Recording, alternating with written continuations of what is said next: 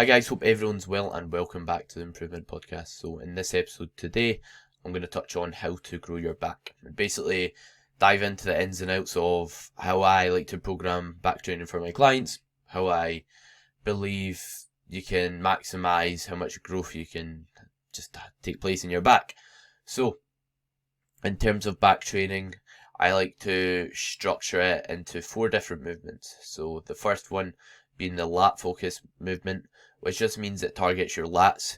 And next is a upper back focus movement. So usually I like to split the back when I'm trying to train it into those different parts, the upper back and also the lats. The reason being is if you don't really try and structure it that way and you just move weight, then it's you're not going to be targeting anything an awful lot or stimulating anything an awful lot. You're just kind of moving weight. And yes, you can still grow your back doing it, but I think there's a place for isolating those muscles. Just like any other body part, you wouldn't just grow your arms by doing like back exercises or just grow your triceps doing bench press. I think it's valuable to have some isolation work in there. And then on the flip side, I do like a heavy row, so maybe a bent over barbell row, a bent over dumbbell row, a landmine row. I just think it is valuable just being bent over and having to balance that weight, having to maintain that position throughout a whole set. I think is very valuable just for growing your back. Because again, just like other body parts, yes, you can isolate them, but I think just focusing on progressing a movement and getting really strong at a movement, it has value to it. So it's like a bit of both that I prefer, not just like one or the other approach. And lastly is a deadlift. So similar benefits to a heavy row, which I'll dive into. But yeah, I'll touch on that later in the episode. So jumping into the first movement is like a lat focus movement. So the role of your lat is basically to drive your upper arm in line with your body. And ideally, when we do it, we want our elbow tucked into our side. We don't want to be like pulling from like to our right or to our left. We want our arm basically directly in front of our body. And the reason why is because if we are, let's say we're trying to do like we'll take a row for example, and let's say your elbows are flared, they're facing out, and you're rowing it. Yes, you're going to work your lat, but your lat's responsible for like tucking your upper arm into your side basically, in close to your body. So if your elbow's flared out, it will work a lot more upper back. And same with a pull down, you want your elbows like tucked in front of your body, basically around shoulder width. And yeah, this will just stop you from working your upper back and make sure you're working your lats.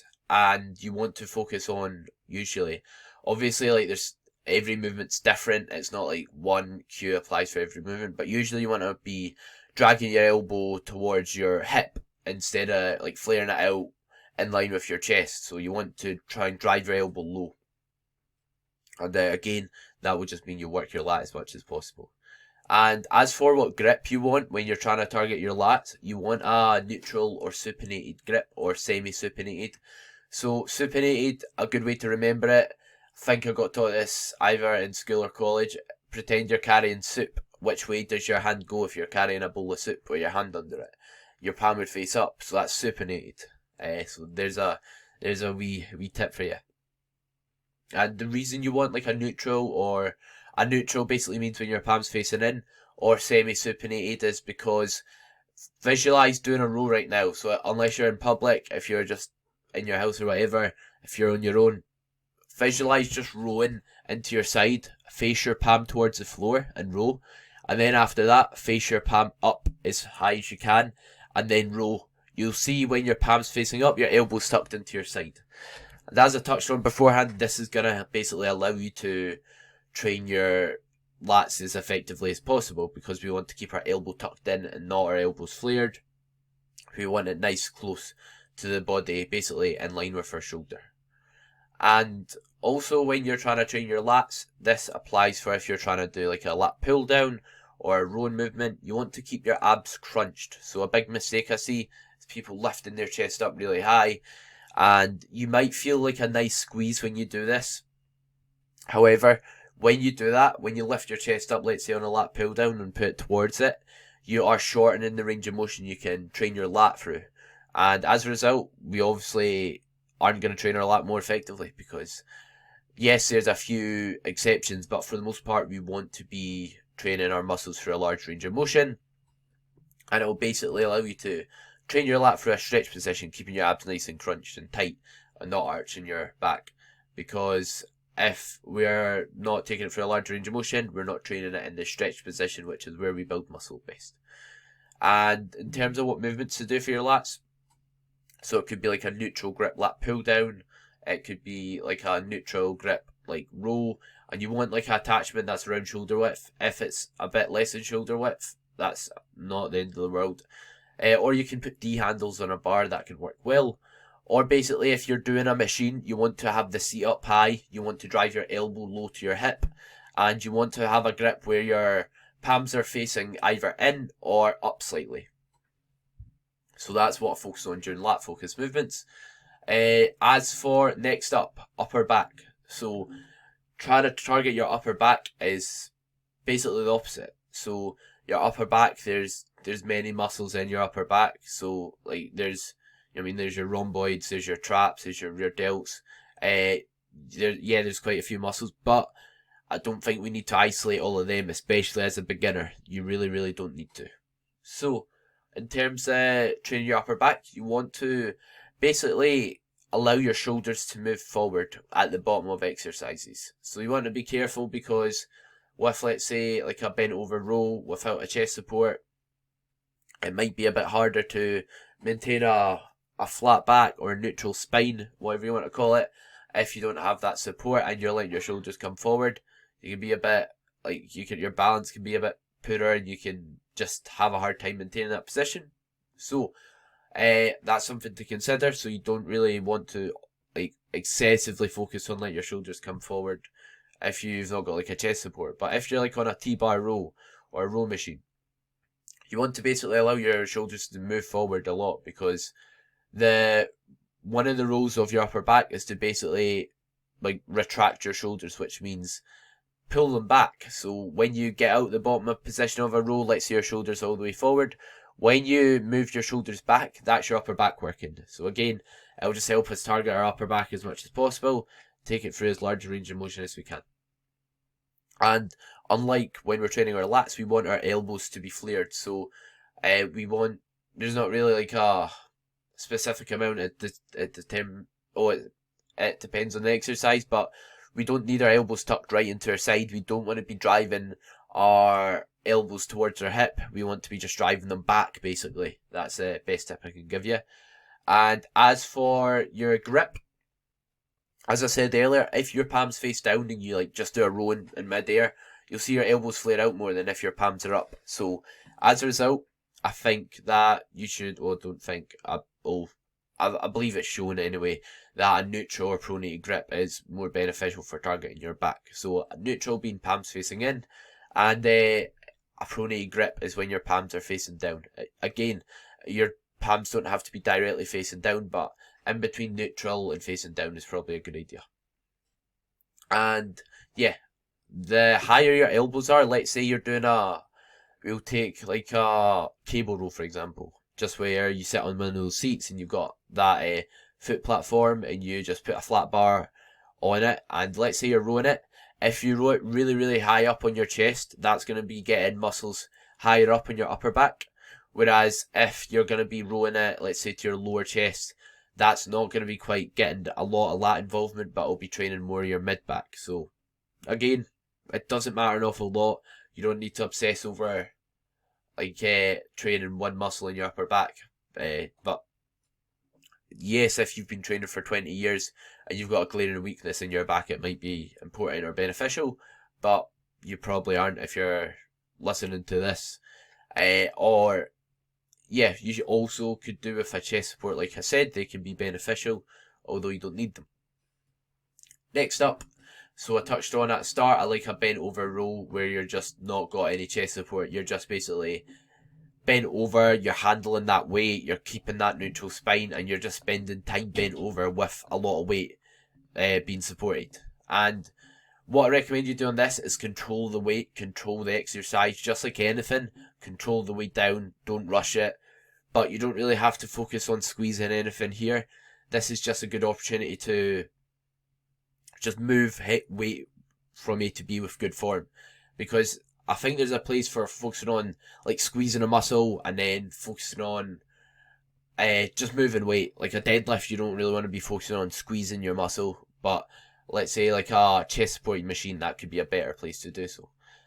So yeah, usually I like to pause at the bottom just so you're taking out that momentum, you're taking out that stretch reflex, which just basically means your muscles bouncing, or not your muscles, like all your tendons and ligaments bouncing the weight out the bottom instead of your muscles doing the work. So yeah, at the end of the set, if you've got slight momentum, that's okay. So if you are, let's say at the very, very end, you're bending your knees very slightly, you know what I mean, your chest is coming up a tiny bit more, that's not the end of the world, unless obviously you look like a dog doing a shit. So what I mean by that is, unless your back's rounding an awful lot, or you're putting yourself in an unsafe position, then a bit of momentum's not the end of the world, because I'd rather see someone train hard, train to failure, than stop when they can't get a absolutely perfect rep, because it's really hard to basically row the bar to your stomach. But it's really easy to row it like the first like quarter or half of the rep, because you're strongest there, if that makes sense. So yeah, again, you can use like a dumbbell for a bent over row, you can use a barbell, you can use the landmine row, anything like that. I think for a beginner, the barbell bent over row is probably quite easy. Probably the easiest to get the hang of. So, yeah, bent over row, like I said, I think it's valuable just for your whole back, just to really tax all those muscles instead of having to like focus on squeezing one like we do on the other movements. So next up is a deadlift. So similar reasons to like having a bent over row. I think if you do a deadlift variation, you're just gonna have really thick erectors. It's gonna be able to just stimulate your whole back, and you'll get a lot of bang for your buck from the exercise, because you're not like isolating one muscle. You're gonna be getting a lot from just doing a couple sets of deadlifts in terms of muscle growth. So with like a deadlift, you aren't like taking like any muscles for a full range of motion. What I mean by that is like your back, like you're not bending and extending your arms. You're not doing a row. You're just holding the bar. Your arms are staying straight. So you're not like taking those muscles for a full range of motion. You're just doing what's called an isometric contraction, which basically means you're just using those muscles to maintain that neutral spine, safe position when you're deadlifting. And I think, yeah, on paper, like, studies show it's not the most beneficial for muscle growth, just doing isometric movements. An example would be, let's say you want to grow your biceps. You just hold a dumbbell and just hold it in the same position. You don't do a rep, you just hold it there. That would be an isometric. So, yes, on paper these aren't the best, but you can't argue. See, if someone's really, really strong at deadlifts, they're really good at deadlifts with good form, then they have a big back. Like, it's shown time and time again. So I really think there is benefit to it. In terms of what deadlifts you should do, so we know there's multiple types. There's a standard deadlift, there's a stiff leg deadlift, there's a Romanian deadlift, there's even a trap bar deadlift. But those three are probably the main ones I'd stick with as a beginner, and try and nail. You don't have to do all three at once. By that, I'm not meaning that, but it just means pick one of them. And what's most important is you can do it safely and progress it without getting injured over a long period of time. Like, just like any movement, because if you do it for 2 weeks and you get injured, you're not really going to get much benefit from it. So yeah, with your deadlifts, control the eccentrics, which just means the weight down. So the reason we want to control the weight down is because it will give us less fatigue, so less physical mental tiredness from it, and as a result it won't be as taxing on our body in a bad way. We'll have less injury risk, and we'll have more muscle damage, because the eccentric portion, the weight down, that's what causes muscle damage. And the reason why it has less injury risk, if you control the eccentrics, you'll overall have more control over the weight. You'll be lifting less weight, and while also getting more bang for your buck in terms of a muscle growth standpoint. And you can do this on lower body or upper body, so it just depends how your split is like laid out. It doesn't matter an absolute ton. Do it. You can do it what you feel it in or what gets sore. For example, if you do upper lower, then you would probably want to do it on upper body if going into lower body the next day your hamstrings are absolutely fried. So yeah, it's something to consider. But it's just a case of doing one of them, sticking to it, getting strong at it, and progressing it. And then when that's all, switch. So hope you took value from this episode. So just a quick recap. When I'm structuring back training, I like to have a lat focus movement, an upper back focus movement, a deadlift, and a heavy row. And in terms of, I know I've not went over how much sets you should do for each, because I can't really tell you. Everyone's different. Everyone's split's different. So I don't know how many times you're training back a week or training upper body a week. But for the most part, that's how I like to structure my training. We'll take like a pull day, for example. I'll run through a pull day actually before we finish. So in a pull session, you might start with like a lat focus movement, then you might do a deadlift, then you might do a upper back, and then a lat movement, and then that would be about it for the back work in that session. However, if you've done upper body and then lower body sessions, then what you could do for your upper body session is just one upper back movement, one lat movement, and then you'll have your chest movement and then a shoulder movement in there. So yeah, hope you enjoyed the episode. If you did, share it on your story, leave a rating in the review, or subscribe, it depends what you're listening on.